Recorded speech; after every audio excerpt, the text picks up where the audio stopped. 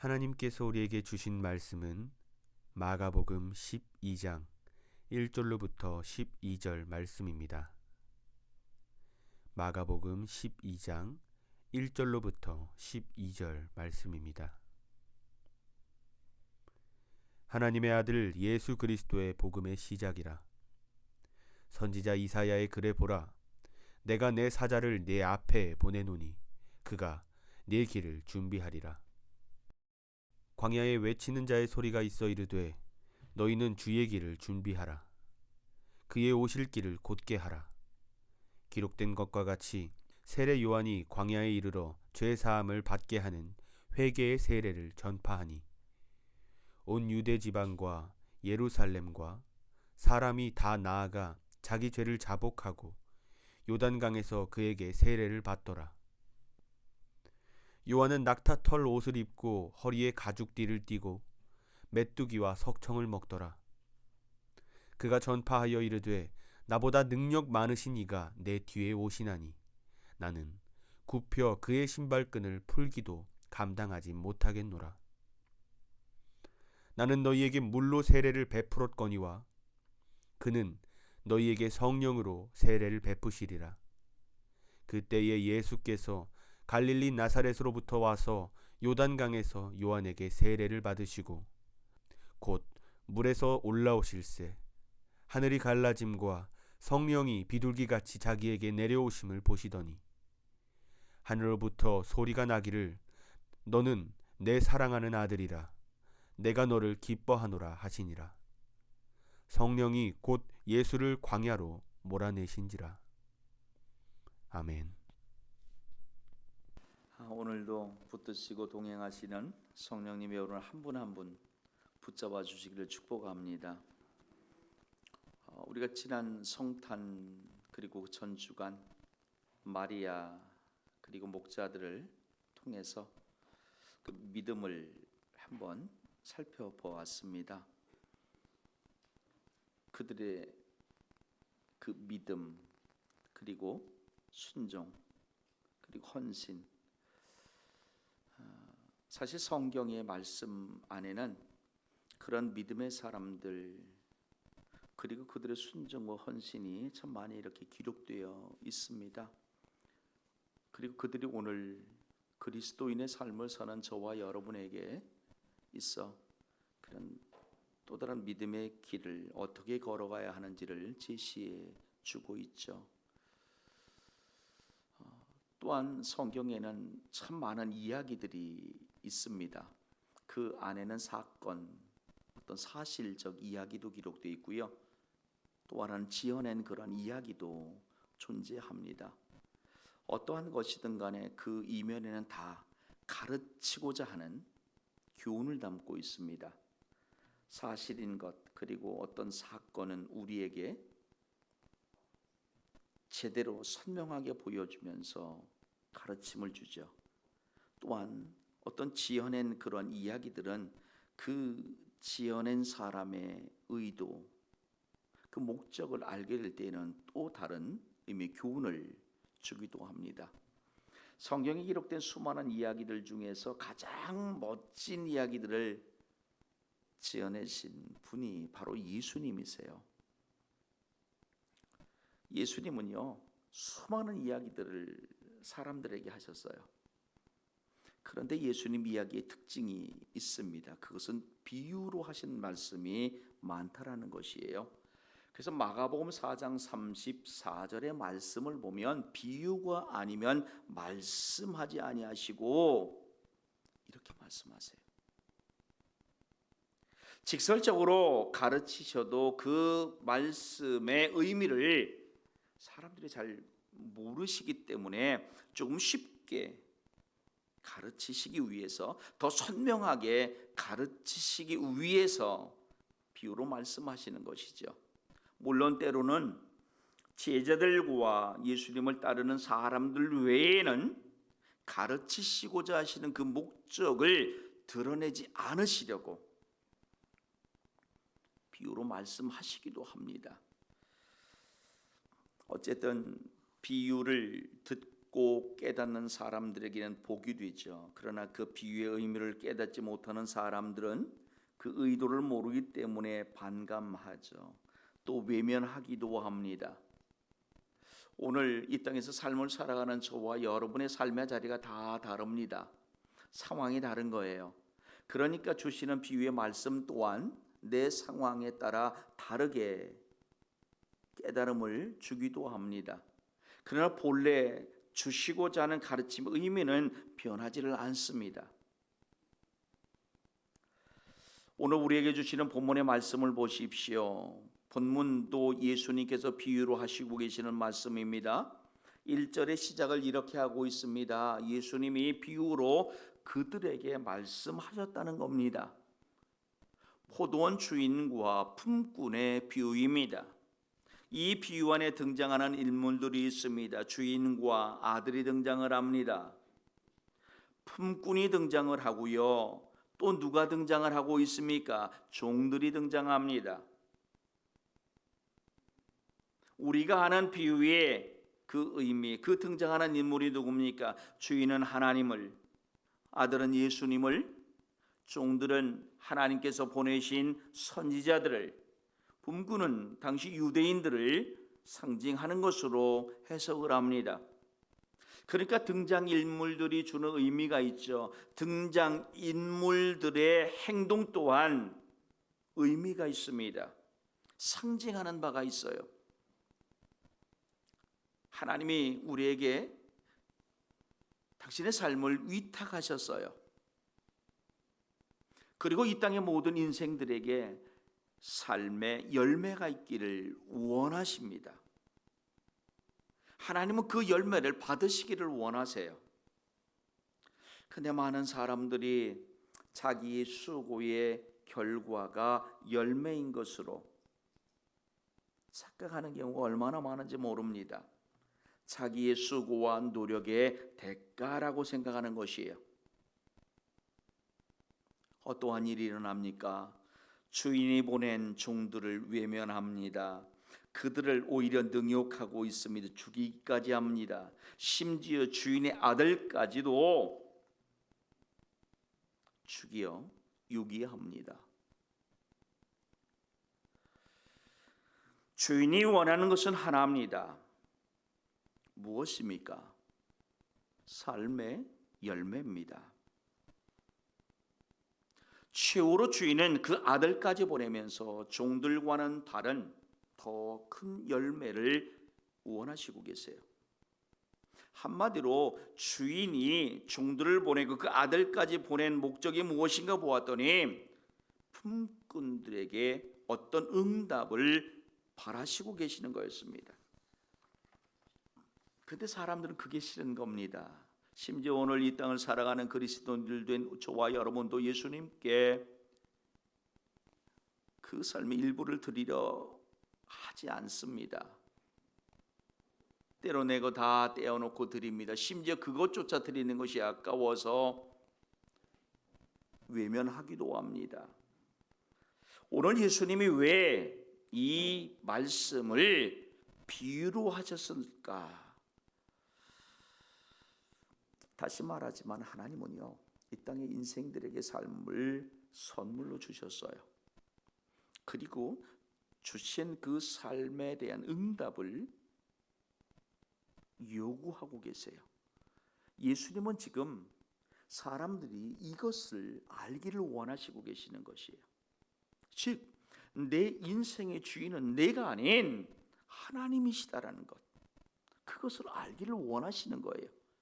자, 오늘 이야기를 한번 들어가 보시죠. 1절 그 뒤에 부분의 말씀을 보세요. 한 사람이 포도원을 만들었습니다. 참 잘 만들었어요. 그죠? 산 울타리로 둘러 놓았습니다. 집자는 틀로 만들어 놓았습니다. 망대를 지어 놓았습니다. 그러면서 농부들에게 가장 중요한 건 이거죠. 세를 주었어요.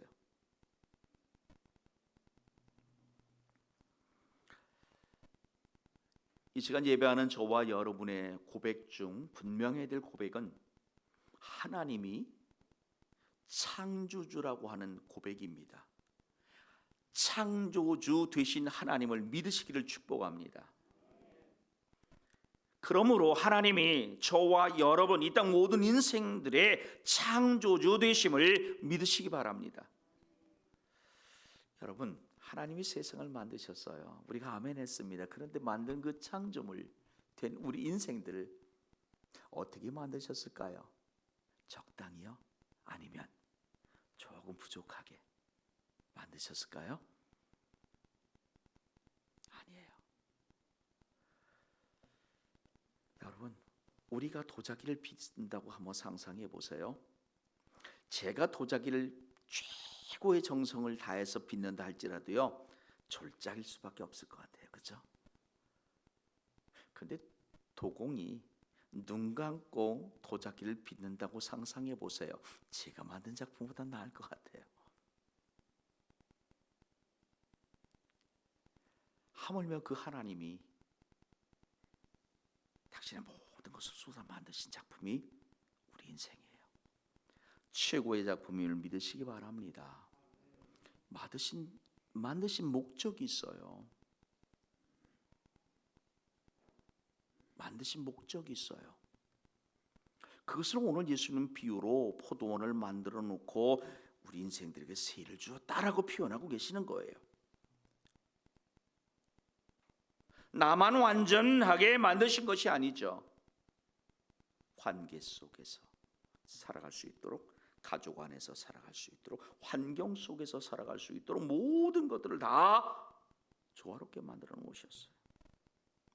다만 우리가 완벽하지 못하다고 생각할 뿐인 거예요. 2절을 보니까 어느 정도 시간이 지나서 주인이 세를 받으려고 합니다. 소출 얼마를 받으려고 한 종을 보내니 이렇게 말합니다. 여러분, 주인이 세를 줬어요. 그럼 얼마 지나지 않아 세를 준 목적을 이루어야 될 것 아니겠습니까? 그래서 이제 그 세일을 받으려고 종을 보낸 겁니다. 주인이 많이 거두려고 하는 것도 문제겠습니다만 적당히 받는 것은 당연한 겁니다. 하나님이 우리에게 삶을 주셨다면 하나님은 우리 삶을 통해 거두시려고 하는 어떤 목적이 있으실 것이에요. 그러니까 이 땅에 살아가는 인생들은 하나님이 거두시려고 하는 그 목적을 분명히 알아야겠죠. 그것을 오늘 예수님은 비유로 결산을 원하시는 주인으로 표현하고 있는 거예요. 한 해 마지막을 보내고 있습니다. 마지막 주일입니다.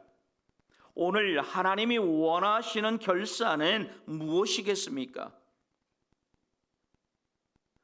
이 말씀 가운데 등장하는 품꾼들을 보십시오.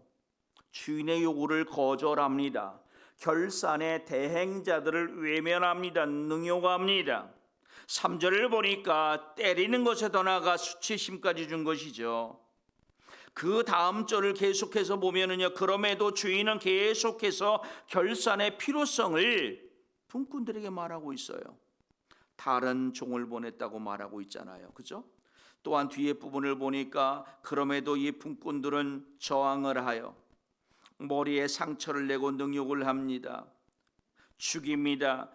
그 외 다른 종도 더러는 때리고 더러는 죽였다고 말하고 있습니다. 오늘 같은 시대에 이와 같은 일이 벌어진다면 어떠한 일이 벌어지겠습니까?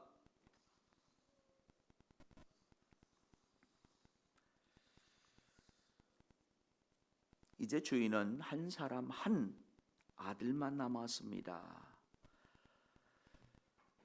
주인은 마지막 희망을 품고 있습니다. 앞에 벌어진 일들이 있음에도 불구하고 그래도 이 사람은 내 아들인데 이들이 받아들이고 세를 줄 것이다라는 희망을 품었어요. 그래서 6절에 보니까 내 아들은 존대하리라.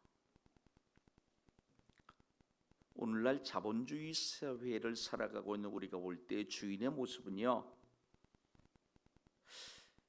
이걸 어떻게 해석하면 좋을까요? 조금 모자란 듯한, 또 어떻게 보면 멍청한 듯한 모습이에요. 그런데 주인의 마음에서 한번 이 사건을 이해해 보십시오. 관용이 있어요. 참음이 있어요. 마치 고린도전서 13장의 말씀처럼 사랑은 언제나 오래 참고 온유하며, 놀랍게도 그 모습이 오늘 본문 속에 등장하는 주인의 모습이죠. 농부들은 만용을 부립니다. 만행을 보입니다. 그럼에도 주인은 참습니다. 돌이키기를 원하고 계시는 것이죠. 계속해서 기회를 주고 있습니다. 쫓아낼 수 있음에도 기회를 주고 있어요. 마지막 기회를 주고 있는 것이에요. 예수님은 비유로 아들의 존재를 말씀하시고 아들을 보내는 일을 마지막 희망으로, 마지막 기회로 지시하고 있는 거예요. 근데 이 농부들은요, 7절과 8절을 보니까 또 다른 상상을, 그리고 그 상상을 행합니다. 아들을 죽이자는 거예요. 새로 얻었던 그 수확물의 일부를 주는 것, 그것이 아까워 건네지 못했던 그들이 이제는 전혀 관계가 없는 주인의 재산까지도 탐을 내고 있어요. 주인 입장에서는 희망이 산산이 부서지는 거죠. 배신을 당한 겁니다. 사실 하나님이 우리에게 배신감을 느끼신 적이 얼마나 많으시겠습니까? 그런데도 하나님은 이 주인의 모습처럼 그렇게 관용을 베푸심을 믿으시기 바랍니다. 오래 참고 계심을 믿으시기를 축복합니다. 더 나아가 하나님은 아들을 보내셔서 하나님의 희망을 보여주세요. 비유를 말씀하시는 예수님은 아들이 당신임을 암시하고 계세요. 본문에 등장하는 이 아들의 존재는 당시 유대인들뿐만이 아니라 이 땅을 살아가는 모든 그리스도인들, 아니 모든 인생들에게 유일한 희망이에요. 이 마지막 희망을 놓친다면 어떤 결산도 필요 없는 것이죠.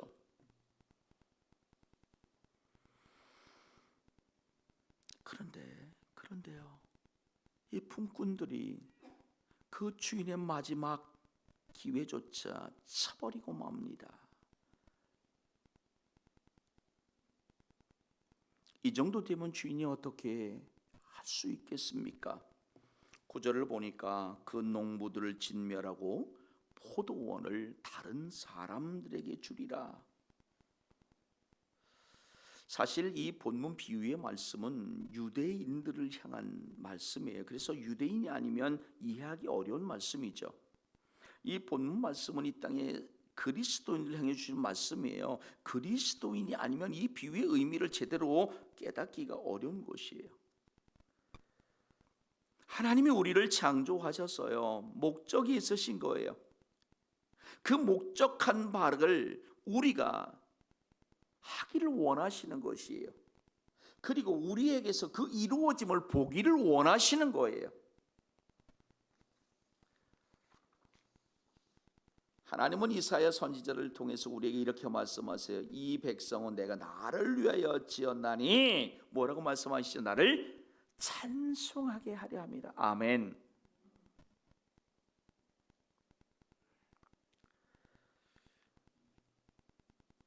이 땅의 인생들이 거두어들여야 할 소출 결산은 이겁니다. 내 안에 하나님의 영광이 차 있어야 되는 거예요. 하나님께 영광을 드리는 것이에요.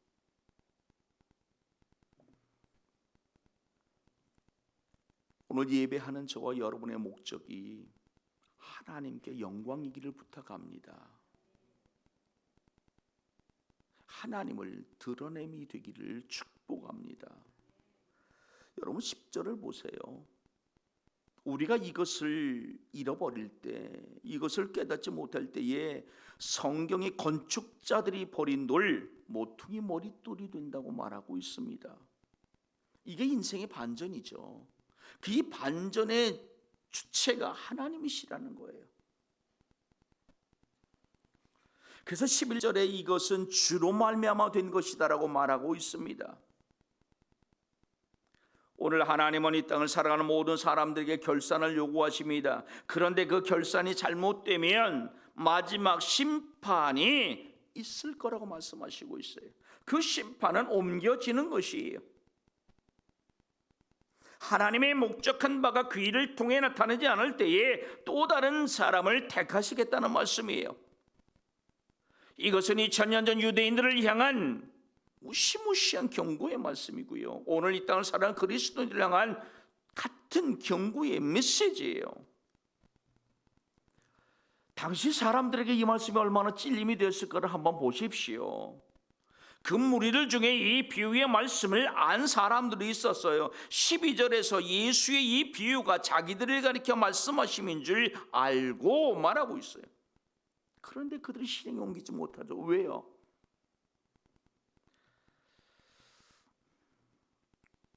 그들 중에요, 예수님의 은혜를 사모하는 자들이 있었기 때문입니다. 하나님의 역사는 그 은혜를 사모한 자들을 통해서 계승되어짐을 믿으시길 축복합니다. 여러분 돌아보십시오. 한 날의 결산이 있고요, 한 달의 결산이 있고요, 한 해의 결산이 있어요. 일생의 결산이 있어요. 예수님은 오늘 본 말씀을 통해서 이 비유를 통해 사람의 삶에는 반드시 하나님의 결산의 때가 있다는 것을 지금 가르쳐 주시는 거예요. 예수님은 비유로 하나님의 존재를 알리시고 계세요. 그리고 당신의 존재를 알리고 계십니다. 그리고 사람들이 당신을 받아들여야 함을 가르치고 계시는 것이에요. 하나님의 우리를 만드신 목적, 그래서 하나님의 영광인 거예요. 그 하나님의 영광이 흐려졌어요. 그래서 사람들을 보내서 영광의 회복을 말하는데 깨닫지를 못하게 아들까지 보낸 거예요.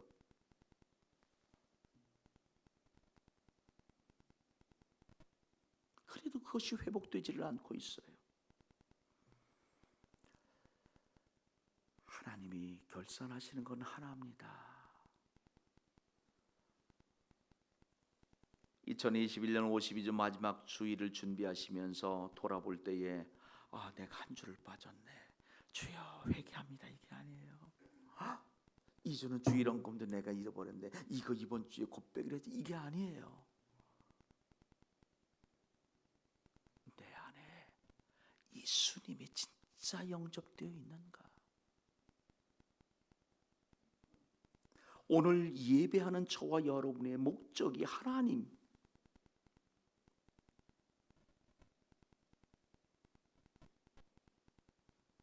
저와 여러분이 예배하는 목적이 오직 하나님께 영광이기를 축복합니다. 하나님은 이 말씀을 통해서요, 내가 예수를 영접했느냐 이걸 말씀하고 계세요. 하나님은 결산의 때에 우리에게 이걸 물어보시는 거예요. 이 땅을 살아가는 인생들이 가장 아름답게 그 인생을 마무리하는 것은 예수를 영접하였느냐 그렇지 아니하였느냐에 달려있다는 것이에요. 여러분, 저와 여러분 안에 있는 예수로 행복하시길 축복합니다. 힘들지만 어려웠지만 그럼에도 예수가 있기에 내가 예수님을 붙들었기에 행복하시길 축복합니다. 그럼 됩니다. 이것이 인생에 가장 값진 결산, 하나님이 원하시는 결산이에요.